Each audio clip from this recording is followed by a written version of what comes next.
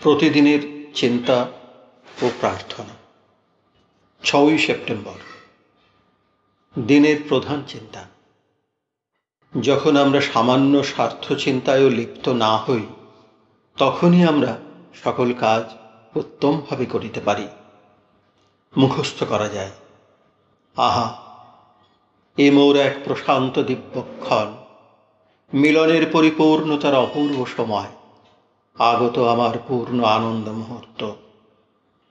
উপদেশ: যখনই এবং যতবার তুমি নিজেকে ভুলিয়া যাইবে, তখনই এবং ততবার তুমি নূতন করিয়া সজীব ও স্নিগ্ধ হইবে।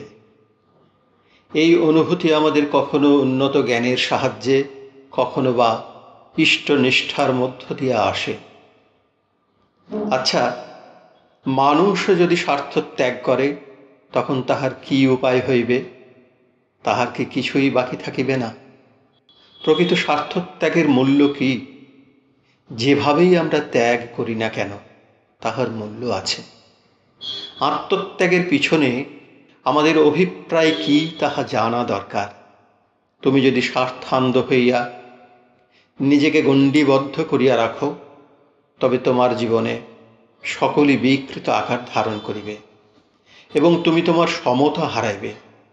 তুমি যদি যথার্থ নিরবচ্ছিন্ন কর্মশক্তি লাভ করিতে চাও, তবে তোমার সমস্ত জীবন একেবারে বিলাইয়া দিতে হইবে। প্রার্থনা: হে বিশ্বের চিরন্তন জ্যোতি, তুমি আমার জীবনের মূল, আমার সকল প্রেরণা, আমার আনন্দ।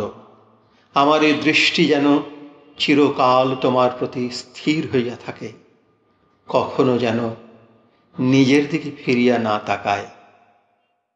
তুমি সহায় হও প্রভু, যেন আমি সতত আমার হৃদয়াগ্নি প্রজ্বলিত করিয়া রাখি, কখনো যেন আমি ইহাকে নিষ্প্রভ না করি অথবা নিভিয়া যাইতে না দিই।